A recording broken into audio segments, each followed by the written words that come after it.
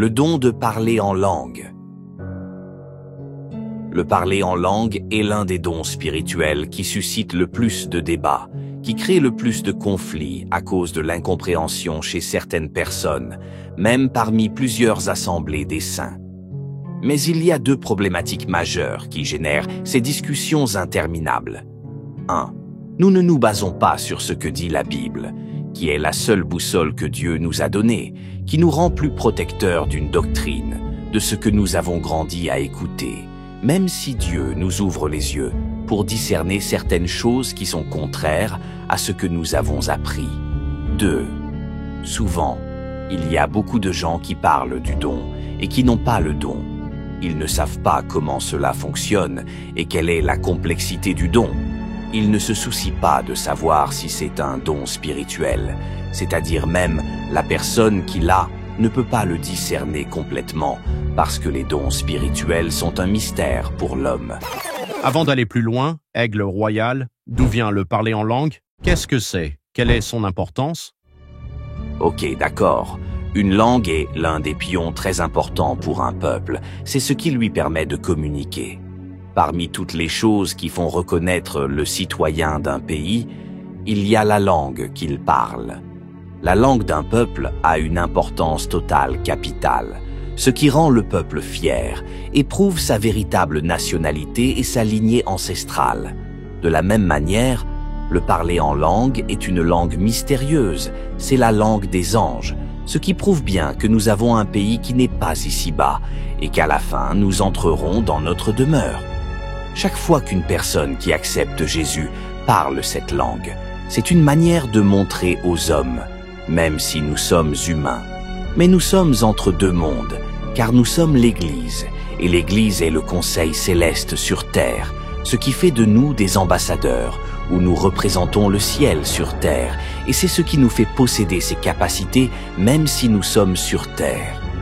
Le don de parler en langue est un don spirituel qui est administré par le Saint-Esprit. C'est un don qui est officialisé par l'Église. Acte 2, 2. Tout à coup, il vint du ciel un bruit comme celui d'un vent impétueux, et il remplit toute la maison où ils étaient assis. Acte 2, 3. Des langues, semblables à des langues de feu, leur apparurent, séparées les unes des autres, et se posèrent sur chacun d'eux.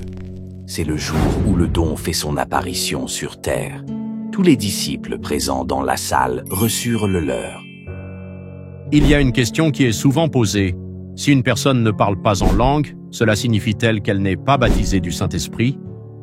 Parce que nous voyons que tous ceux qui ont reçu le Saint-Esprit le jour de la Pentecôte ont manifesté ce don, ce qui fait croire à certains chrétiens que si une personne ne parle pas en langue, elle n'est pas baptisée du Saint-Esprit. Voyons ce que dit la Bible à ce sujet. Marc 16, 17. Voici les miracles qui accompagneront ceux qui auront cru. En mon nom, ils chasseront les démons, ils parleront de nouvelles langues. Certains utilisent ce passage pour corroborer ce que nous venons de dire, pour dire que si une personne ne parle pas en langue, elle n'est pas baptisée du Saint-Esprit. Car Jésus dit « Voici les miracles qui accompagneront ceux qui auront cru en lui. » Parmi eux, il met le parler en langue, ce qui veut dire que si tu y crois, tu dois le parler. Est-ce que c'est ça? C'est un sujet sur lequel il nous est facile d'être éclairés. Il suffit que nous restions dans ce que dit la parole, car la Bible est la seule lumière qui peut briller pour que nous y voyions clair. 1 Corinthiens 12, 29. Tous sont-ils apôtres? Tous sont-ils prophètes? Tous sont-ils docteurs? 1 Corinthiens 12, 30. Tous ont-ils le don des miracles? Tous ont-ils le don des guérisons? Tous parlent-ils en langue? Tous interprètent-ils? Dans le passage, l'apôtre montre que nous ne sommes pas tous apôtres, que nous n'avons pas tous le don d'accomplir des miracles, mais parmi toutes les choses qu'il précise que nous n'avons pas tous, il mentionne le parler en langue pour dire que tout le monde ne l'a pas. Voilà la réponse à la question. Quand Jésus dit « Voici les miracles qui accompagneront ceux qui auront cru en lui », Cela ne veut pas dire que si la personne ne parle pas en langue, elle n'est pas baptisée du Saint-Esprit. Pourquoi Jésus l'a-t-il généralisé? C'est parce que la Bible présente l'Église comme un corps composé de nombreux membres et que Jésus nous regarde comme un seul. 1 Corinthiens 12, 26. Et si un membre souffre, tous les membres souffrent avec lui. Si un membre est honoré, tous les membres se réjouissent avec lui. 1 Corinthiens 12, 27. Vous êtes le corps de Christ, et vous êtes ses membres, chacun pour sa part. C'est ce qui arrive quand nous sommes 2 ou 3 qui parlent en langue. Jésus a dit que l'Église parle en langue, ou que ceux qui croient en lui parlent en langue. Il ne dira pas qu'il y en a 2 ou 3 qui parlent en langue. Et c'est dans le même passage qu'il est dit que nous ne formons qu'un seul corps. L'apôtre a dit que nous ne parlons pas tous en langue, parce que nous sommes un, puisque c'est certains d'entre nous. Alors, c'est comme nous tous parce que les dons sont pour le bénéfice de l'Église. Et n'oublions pas que le don de parler en langue fait partie des 9 dons du Saint-Esprit. Même si tout le monde n'a pas tous les autres, c'est pareil. Tout le monde n'a pas le don de parler en langue. Mais ça ne veut pas dire qu'on n'est pas baptisé du Saint-Esprit. Vous ne l'avez peut-être pas, mais vous avez un autre don du Saint-Esprit. Mais nous devons être clairs. Le parler en langue est comme le drapeau de l'Église que tout le monde parlait lorsque le Saint-Esprit officialisait l'Église dans la chambre haute. 1 Corinthiens 12. Dans ce passage, la Bible parle des 9 dons du Saint-Esprit. Voici ce qu'il faut souligner quand la Bible dit « diversité des langues ». Elle la met au pluriel. 1 Corinthiens 12, 10, la diversité des langues. À un autre, l'interprétation des langues. Car il y a plusieurs types de langues dans le don qui conduisent à plusieurs catégories de langues. Et souvent, beaucoup de doctrines en font une seule, ce qui provoque tous ces malentendus.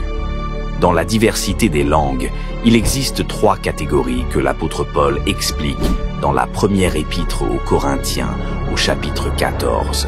1. Le parler en langue prophétique, ou le parler en langue codée. 2. Le parler en langue pour l'édification personnelle.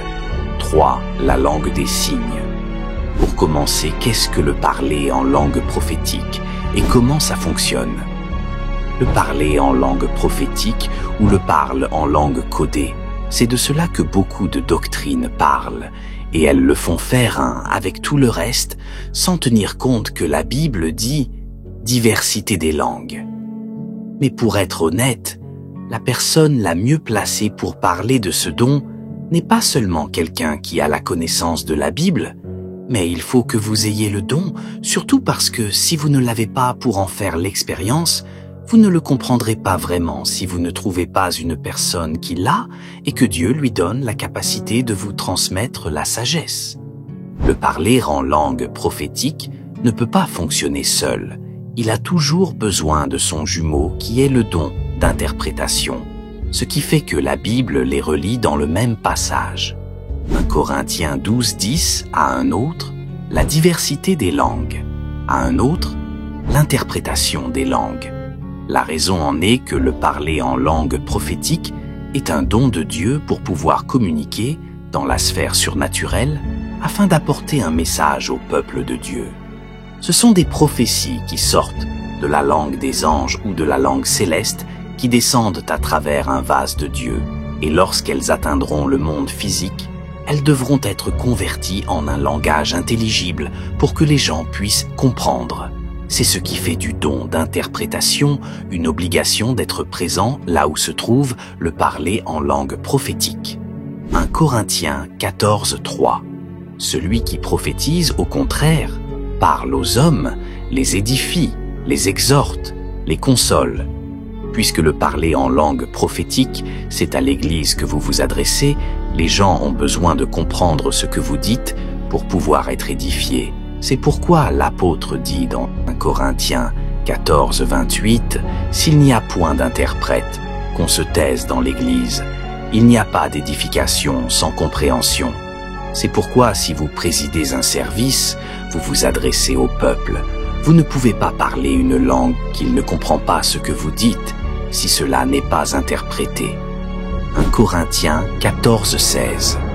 Autrement, si tu rends grâce par l'Esprit, comment celui qui est dans les rangs de l'homme du peuple répondra-t-il « Amen » à ton action de grâce, puisqu'il ne sait pas ce que tu dis? 1 Corinthiens 14:17. Tu rends, il est vrai, d'excellentes actions de grâce, mais l'autre n'est pas édifié. C'est pourquoi le parler en langue prophétique a toujours besoin d'un interprète. Mais ce qu'il faut aussi comprendre, Dieu est fidèle. Dès qu'il donne un message en langue, c'est parce qu'il y a là des gens qui peuvent l'interpréter et c'est la responsabilité de l'Église de s'organiser en fonction de cela. Car Dieu, avec sa sagesse, il ne donnera pas un message en partie, de sorte qu'il ne veille plus à votre compréhension, sinon il n'aurait pas besoin de le donner. 1 Corinthiens 14:5. Je désire que vous parliez tous en langue, mais encore plus que vous prophétisiez. Celui qui prophétise est plus grand que celui qui parle en langue. L'apôtre dit que ceux qui reçoivent le message pour l'Église sont plus grands que ceux qui s'édifient personnellement, parce que Dieu se concentre plus sur ceux qui servent les gens que sur ceux qui se servent eux-mêmes. C'est ce qui rend ceux qui s'adressent à l'Église plus cohérents, plus grands que la personne qui travaille sur elle-même, ce qui est une édification personnelle dont nous parlerons bientôt. L'apôtre continue en disant « À moins que ce dernier n'interprète, pour que l'Église en reçoive de l'édification. » 1 Corinthiens 14:13. C'est pourquoi que celui qui parle en langue prie pour avoir le don d'interpréter. Il continue de montrer la nécessité que lorsque la prophétie entre en langue, vous devez l'interpréter pour qu'elle ait de la valeur, ce qui le pousse à encourager l'orateur à prier également pour avoir le don d'interprétation, car sans interprétation, le message ne signifie rien. 1 Corinthiens 14:11. Si donc je ne connais pas le sens de la langue, je serai un barbare pour celui qui parle, et celui qui parle sera un barbare pour moi. Le parler en langue prophétique n'est pas un acte volontaire, on ne peut pas le faire quand on veut. Il vient directement de Dieu qui libère le message pour le corps du Christ, et le message doit contenir ce qui suit 1 Corinthiens 14:3. Celui qui prophétise, au contraire, parle aux hommes, les édifie, les exhorte, les console. Mais pour que le peuple soit édifié, consolé, exhorté, cela nécessite un interprète, car sans interprète, le message ne pourra pas atteindre le but. Donc, le parler en langue prophétique, c'est aux hommes que vous vous adressez. Ils ont besoin de comprendre, sinon, vous serez comme un barbare. La deuxième catégorie est le parler en langue pour l'édification personnelle. Quelle est sa fonction? 1 Corinthiens 14:2. En effet, celui qui parle en langue ne parle pas aux hommes, mais à Dieu, car personne ne le comprend, et c'est en esprit qu'il dit des mystères. Pour l'édification personnelle, elle n'a pas besoin d'interprète, car celui qui parle ne s'adressera pas à l'Église ou à l'Assemblée, il s'adresse directement à Dieu, il racontera des mystères, des paroles qui viennent de lui. La différence entre le parler en langue prophétique et le parler en langue pour l'édification personnelle. La prophétie n'est pas volontaire, mais l'édification personnelle est volontaire. Le parler en langue prophétique est un message de Dieu à l'Église, ce qui signifie que vous parlez aux hommes. Vous avez besoin d'un interprète. Cependant, pour le parler en langue pour l'édification personnelle, vous ne parlez pas aux hommes, mais à Dieu, ce qui signifie que vous n'avez pas besoin d'un interprète, car c'est Dieu qui vous donne le don. Il comprendra ce que vous dites. Le parler en langue prophétique est un message qui vient d'en haut de Dieu pour descendre jusqu'à l'homme. L'édification personnelle est un message qui vient d'en bas de l'homme pour monter vers Dieu. Nous prendrons quelques exemples pour mieux comprendre l'édification personnelle. Si dans un culte on dit à chacun de prier pour lui-même ou pour sa famille, pour ses problèmes, pour sa vie spirituelle. Dans ce cas même, la personne qui préside le culte peut utiliser l'édification personnelle. Mais souvent, certaines personnes critiquent cela par leur manque de compréhension de ce que dit la Bible à propos du don. Qu'est-ce qui permet, dans ce cas, même à des personnes qui président le service, d'utiliser l'édification personnelle? C'est parce que le président du service ne s'adresse à lui-même pas à l'Église, mais chacun prie pour soi, selon ses besoins, pour sa vie. Certaines personnes sages peuvent ne pas le faire au micro pour éviter de déranger ceux qui sont faibles dans la foi, qui ne la comprendront pas.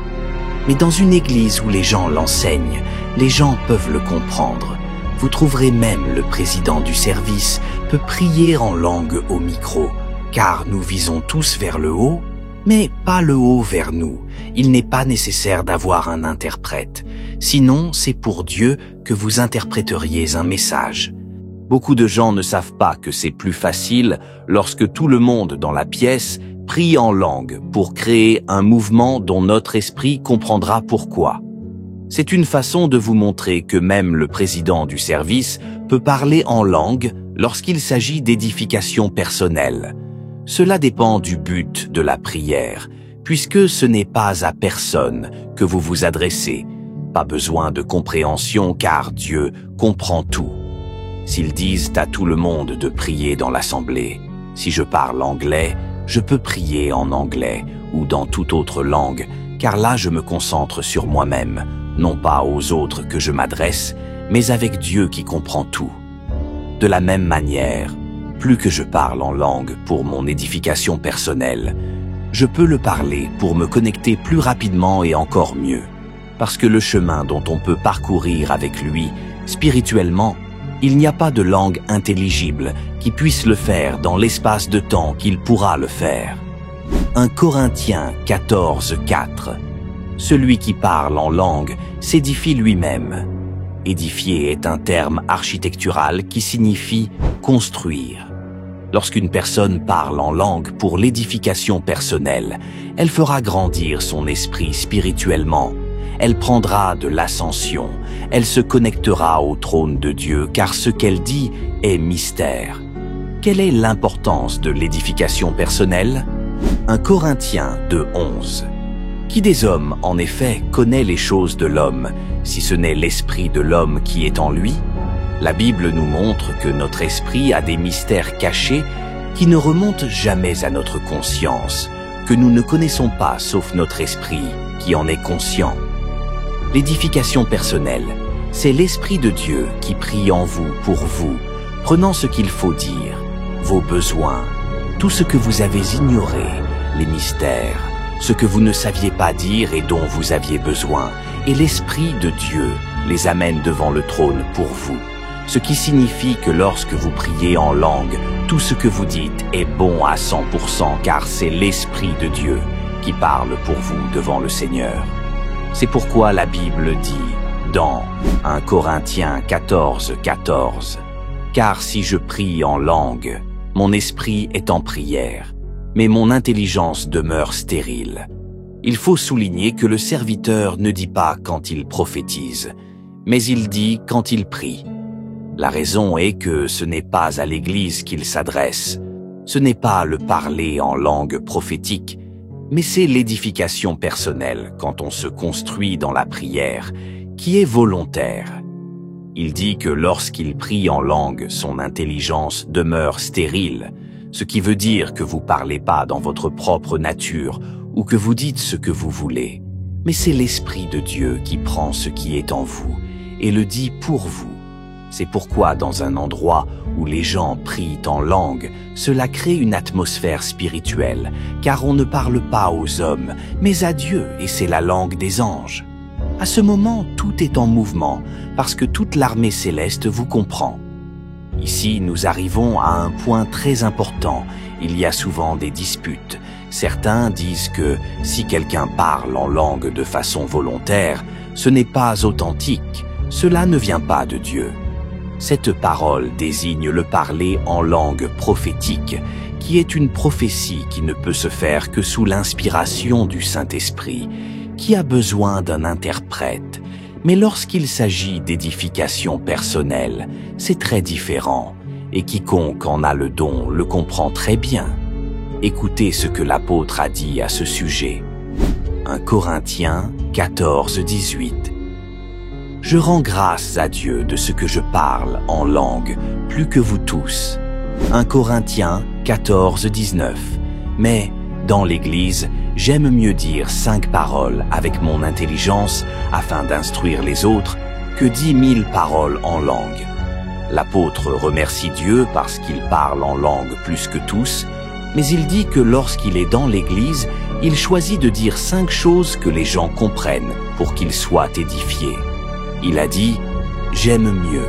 C'est un acte volontaire, ce qui signifie qu'il choisit de le faire parce que le parler en langue pour l'édification personnelle, vous pouvez le parler quand vous le souhaitez. Pourquoi? Lorsque Dieu vous fait un don, il vous appartient, c'est vous qui l'administrez. Vous pouvez en faire ce que vous voulez, et au final, ce n'est pas le don qui sera jugé, mais vous, car il est sur votre responsabilité. Dieu m'a béni et m'a utilisé pour écrire ce scénario depuis le jour où j'ai reçu ce don. Jusqu'à présent, je n'ai jamais passé une journée sans prier en langue pour mon édification personnelle. Si cela n'était pas possible, pourquoi l'apôtre dit-il dans 1 Corinthiens 14, 15 ? Que faire donc ? Je prierai par l'esprit, mais je prierai aussi avec l'intelligence. Je chanterai avec l'esprit, mais je chanterai aussi avec l'intelligence. Il montrait que vous pouvez prier en langue avant la langue intelligible. Vous pouvez aussi chanter en langue. Cela n'a pas besoin d'interprète. C'est pour développer votre esprit spirituellement. Vous pouvez l'appliquer davantage dans votre prière personnelle. Ce ne sont pas des impulsions prophétiques qui vous surprennent pour prophétiser, comme le parler en langue prophétique, mais c'est volontaire. Si le parler en langue n'avait pas la possibilité de le faire volontairement, alors pourquoi la Bible dit-elle que nous pouvons créer de confusion avec cela et que nous devons l'éviter? S'il n'était pas volontaire, lorsque tout le monde se mettait à parler en même temps, ce serait Dieu qui serait responsable. Mais ce n'est pas ça parce que vous avez votre part de responsabilité dans tous les dons que Dieu vous a donnés. Donc pour l'édification personnelle, non seulement c'est volontaire et c'est pas à l'Église que vous vous adressez, ce qui veut dire que vous n'avez pas besoin d'interprète. Vous pouvez le parler n'importe où parce que vous vous édifiez vous-même. Vous parlez à Dieu et non à l'homme, contrairement au parler en langue prophétique qui s'adresse directement à l'Église et vous avez besoin qu'on interprète tout ce que vous dites. La dernière catégorie est la langue des signes et sa fonction. 1 Corinthiens 14, 22. Par conséquent, les langues sont un signe, non pour les croyants, mais pour les non-croyants. Pour mieux comprendre ce passage, voir Actes chapitre 2, Actes 2, 7. Ils étaient tous dans l'étonnement et la surprise, et ils se disaient les uns aux autres, « Voici, ces gens qui parlent, ne sont-ils pas tous galiléens ?» Acte 2, 8. Et comment les entendons-nous dans notre propre langue à chacun, dans notre langue maternelle? La langue des signes, c'est ce que la Bible appelle la langue des hommes. 1 Corinthiens 13, 1. Quand je parlerai les langues des hommes et des anges, si je n'ai pas la charité, je suis un airain qui résonne ou une cymbale qui retentit. La langue des hommes est la langue qu'on parle sur terre, mais il faut la parler sans l'apprendre et sans la connaître, juste sous l'inspiration du Saint-Esprit pour donner un message à quelqu'un qui comprend ou à un public. C'est ce qui s'est passé dans Acte 2. Ce n'était pas le parler en langue prophétique qu'ils avaient besoin d'un interprète ou l'édification personnelle pour s'édifier eux-mêmes. C'était des langues intelligibles que les gens comprenaient, mais les disciples ne savaient même pas ce qu'ils disaient. Pourquoi la Bible dit-elle que cela est fait pour les non-croyants? N'oubliez pas que l'homme est faible face aux choses spirituelles. Tout ce qui défie la loi naturelle mène facilement leur cœur. Dans Actes chapitre 2, il y avait des personnes de plusieurs races qui venaient à la fête de la Pentecôte. Ils ne parlaient pas la même langue, mais quand les disciples furent remplis du Saint-Esprit, c'était eux que les disciples évangélisaient dans la langue qu'ils parlaient. Et beaucoup d'entre eux étaient surpris. Ils disaient comment ils pouvaient faire cela. N'est-ce pas des Galiléens? La raison en est que les disciples ne savaient pas parler d'autres langues et que la majorité venait de la masse. Acte 2:7. Ils étaient tous l'étonnement et la surprise, et ils se disaient entre eux, « Voici, ces gens qui parlent, ne sont-ils pas tous des Galiléens ?» C'est la raison pour laquelle ils étaient 3000 à revenir au Christ. Actes 2:41. Ceux qui acceptèrent sa parole furent baptisés. Et ce jour-là, le nombre des disciples s'augmenta d'environ 3000 âmes. Parce que par ce miracle, ils sont convaincus qu'il y a un Dieu en eux, s'ils arrivent à parler une langue qu'on comprend sans l'avoir apprise ni connue auparavant. C'est pourquoi le parler en langue signe s'adresse aux non-croyants, comme un signe ou un appel de Dieu à eux d'avancer. Il est là pour montrer à l'homme que Dieu est vivant, qu'il est présent dans les serviteurs, pour que les âmes perdues puissent revenir à lui. Alors, le parler en langue signe n'a pas non plus besoin d'interprète, car c'est la langue des gens sur terre. Dieu vous l'a fait parler. Mais vous ne devez pas apprendre la langue, et vous ne deviez pas savoir la parler auparavant. Autrement dit, il doit s'agir d'une langue intelligible, inconnue pour celui qui la parle. Tout le monde n'a pas tous les trois. Il y a des gens qui ont le parler en langue prophétique, seulement quand le Saint-Esprit lui saisit, il peut parler pour donner un message. C'est le rôle du parler en langue prophétique. C'est une prophétie directe. C'est lui qui a besoin d'interprète. Il n'est pas volontaire. Certaines personnes en ont deux, le parler en langue prophétique et l'édification personnelle. Il y a beaucoup de gens comme ça. Il y a aussi des gens qui ont les trois. Mais le parler en langue signe est quelque chose qui arrive très rarement, et dès qu'on en a besoin, Dieu nous la donnera. Aigle Royal, avant de terminer, j'y ai une question. Est-ce que même si une personne n'est pas baptisée d'eau, peut-elle recevoir le don de diversité des langues? Acte 10:45. Tous les fidèles circoncis qui étaient venus avec Pierre furent étonnés de ce que le don du Saint-Esprit était aussi répandu sur les païens. Acte 10:46. Car ils les entendaient parler en langue et glorifier Dieu. Acte 10:47. Alors Pierre dit, « Peut-on refuser l'eau du baptême à ceux qui ont reçu le Saint-Esprit aussi bien que nous ?» Acte 10:48. Et il ordonna qu'ils fussent baptisés au nom du Seigneur, sur quoi ils le prièrent de rester quelques jours auprès d'eux. La Bible nous montre que oui, vous pouvez recevoir le don de diversité des langues sans être baptisé d'eau. Pourquoi? Parce que ce n'est pas lorsque vous êtes baptisé d'eau que vous êtes sauvé et que le Christ vient pas dans votre vie. Mais lorsque vous confessez que Jésus est votre sauveur, vous le recevez dans votre cœur et le Saint-Esprit habite aussi en vous. Romains 10:9. Si tu confesses de ta bouche le Seigneur Jésus, et si tu crois dans ton cœur que Dieu l'a ressuscité des morts, tu seras sauvé. Le parler en langue est un don administré par le Saint-Esprit, ce qui signifie que puisque vous avez le Saint-Esprit, vous êtes exposé à l'un de ces dons. Vous n'êtes pas baptisé d'eau pour être sauvé, mais vous êtes baptisé d'eau parce que vous êtes sauvé.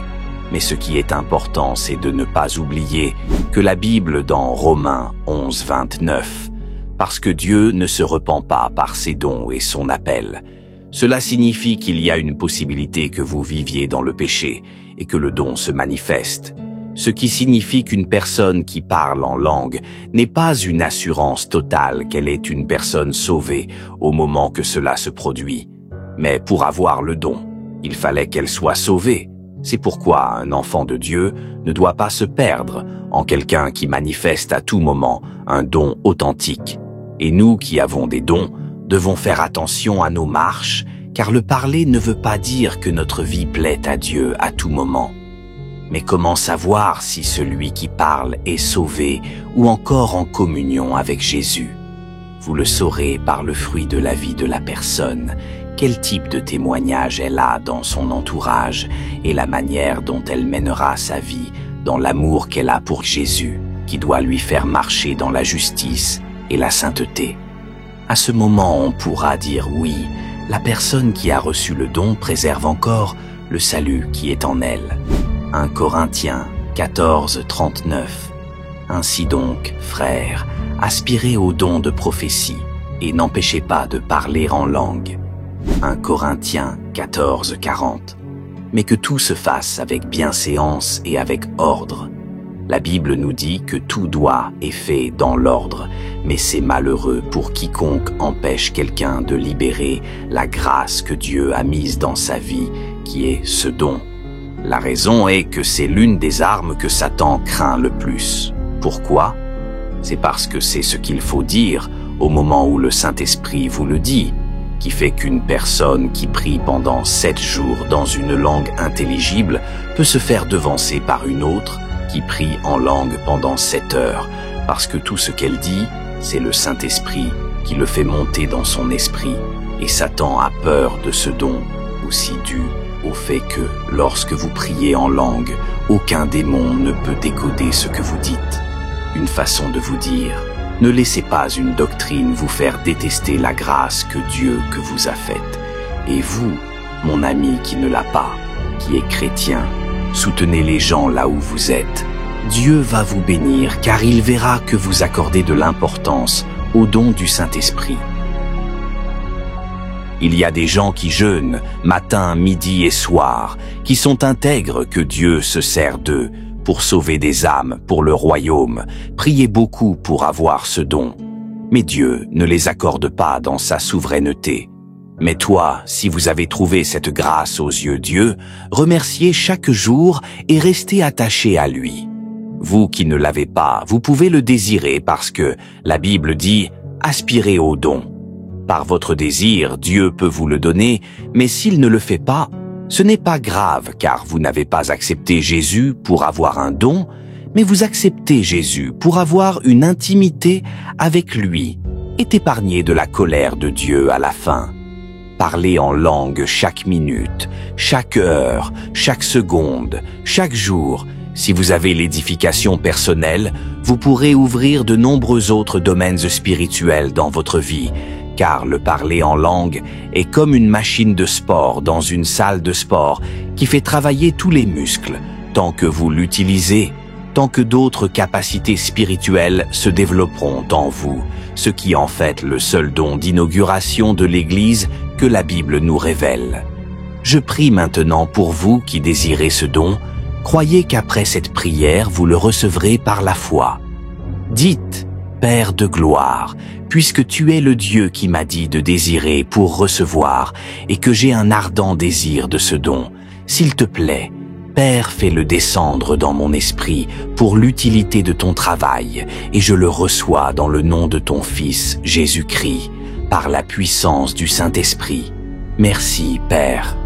Amen.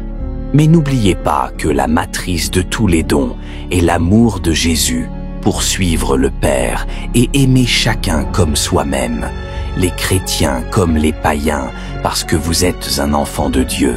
C'est le plus grand don que tous les chrétiens doivent prier pour que Dieu leur fasse. 1 Corinthiens 13, 13. Maintenant donc ces 3 choses demeurent, la foi, l'espérance, la charité, mais la plus grande de ces choses, c'est la charité. Que Dieu vous bénisse.